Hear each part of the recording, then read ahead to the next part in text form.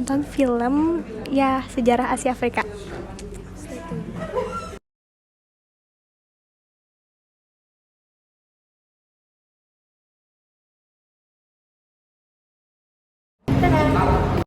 Latar belakang Konferensi Asia Afrika berlangsung di Bandung pada tanggal 18 sampai 24 April 1955, merupakan momen penting dalam sejarah internasional.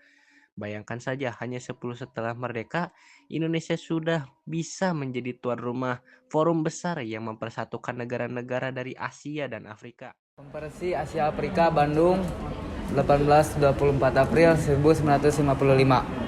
Konferensi Asia Afrika adalah suatu babakan baru dalam sejarah dunia, di mana pemimpin-pemimpin bangsa Asia dan Afrika berkumpul di negerinya sendiri untuk merundingkan dan mempertimbangkan masalah-masalah yang menjadi kepentingan bersama, serta untuk menumbuhkan solidaritas Asia Afrika.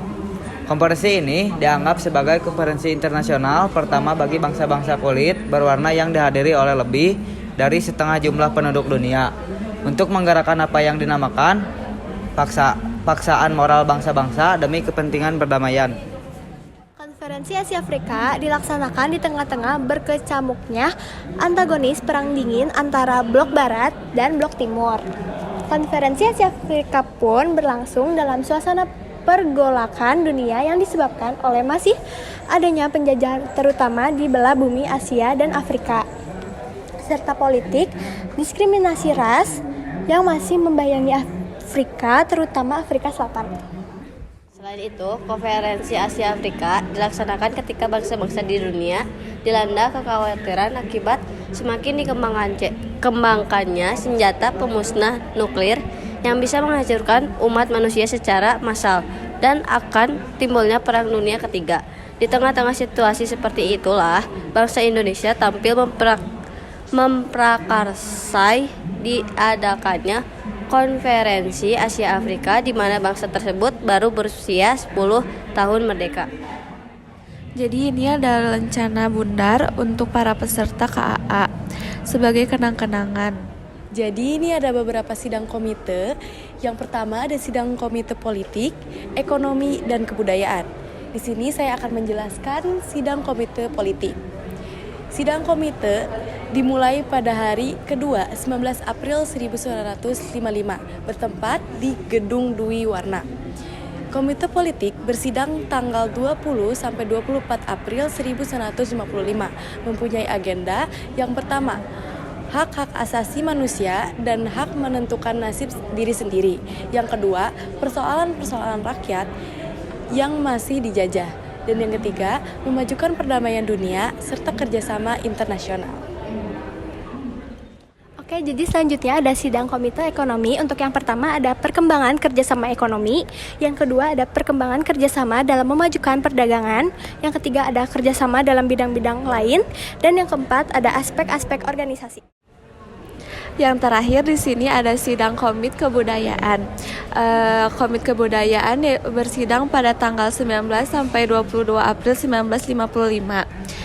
Membicarakan kemungkinan-kemungkinan diadakannya kerjasama di bidang kebudayaan dengan penekanan pada yang pertama ada cara memperoleh pengetahuan, yang kedua pertukaran di bidang kebudayaan dan pertukaran informasi.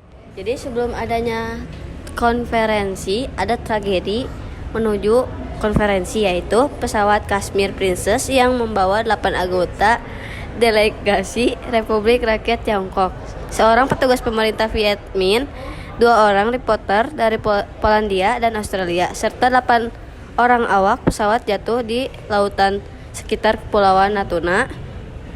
Seluruh penumpang meninggal dan hanya 3 orang awak pesawat yang selamat. Cuplikan pidato Soekarno. Inilah konferensi antar benua yang pertama dari bangsa-bangsa berkulit berwarna di sepanjang sejarah umat manusia. Janganlah hendaknya melihat kolonialisme dalam bentuk klasiknya saja, seperti yang kita di Indonesia dan saudara-saudara kita sebagai wilayah Asia dan Afrika. Mengenalnya, kolonialisme mempunyai juga baju modern dalam bentuk penguasaan ekonomi, penguasaan intelektual, penguasaan material yang nyata, dilakukan oleh sekumpulan kecil orang-orang asing yang tinggal di tengah-tengah rakyat. Ia merupakan musuh yang licin dan tabah dan menyaru dengan berbagai cara. Tidak gampang ia mau melepaskan mangsanya, di mana, bila mana, dan bagaimana ia muncul. Kolonialisme adalah hal yang jahat yang harus dilenyapkan dari muka bumi. Seperti perdamaian, kemerdekaan tidak dapat dibagi-bagi. Perdamaian perlu untuk kita karena pecahnya pertempuran di bagian dunia kita yang kita tempat ini akan membahayakan kemerdekaan yang tak ternilai harganya. Tidak ada tugas yang lebih mendesak daripada memelihara perdamaian. Tanpa perdamaian, kemerdekaan kita tak banyak faedahnya. Usaha persiapan konferensi. Pemerintah Indonesia melalui saluran diplomatik melakukan pendekatan kepada 18 negara Asia dan Afrika untuk mengetahui sejauh mana pendapat negara-negara tersebut terhadap ide pelaksanaan konferensi Asia Afrika. Ternyata pada umumnya mereka menyambut baik ide ini dan menyetujui Indonesia sebagai tuan rumah konferensi tersebut. 28 sampai 29 Desember 1954 atas undangan Perdana Menteri Indonesia, para Perdana Menteri peserta konferensi Kolombo mengadakan pertemuan di Bogor untuk membicarakan persiapan konferensi Asia Afrika. Konferensi tersebut berhasil merumuskan kesepakatan tentang agenda, tujuan, dan negara-negara yang diundang pada konferensi Asia Afrika. Dalam persiapan pelaksanaan konferensi Asia Afrika dibentuk sekretariat bersama yang diwakili oleh 5 negara penyelenggara.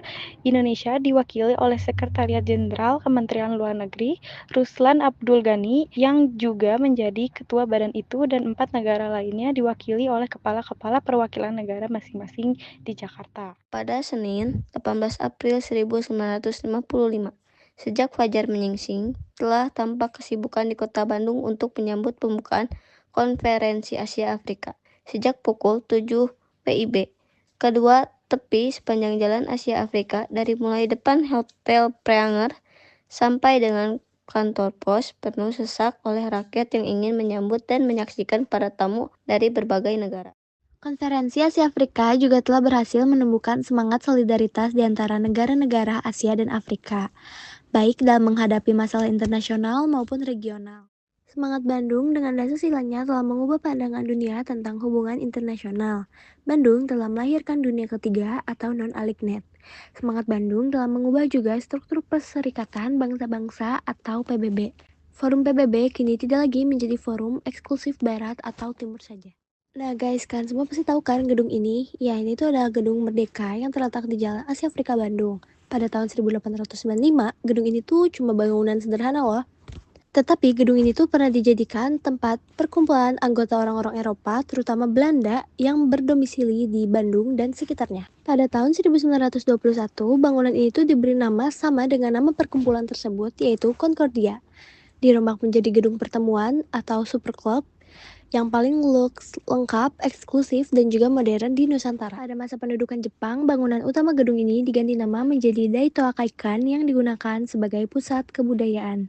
Sedangkan untuk bagian kiri sayap gedung ini diberi nama Yamato yang berfungsi sebagai tempat minum-minum, yang kemudian kebakar pada tahun 1944.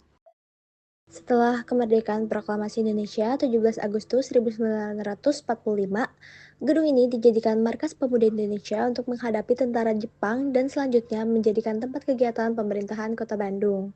Ketika pemerintahan pendudukan 1946 hingga 1950, fungsi gedung ini dikembalikan menjadi tempat rekreasi. Di sini juga ada nama-nama delegasi peserta konferensi Asia Afrika.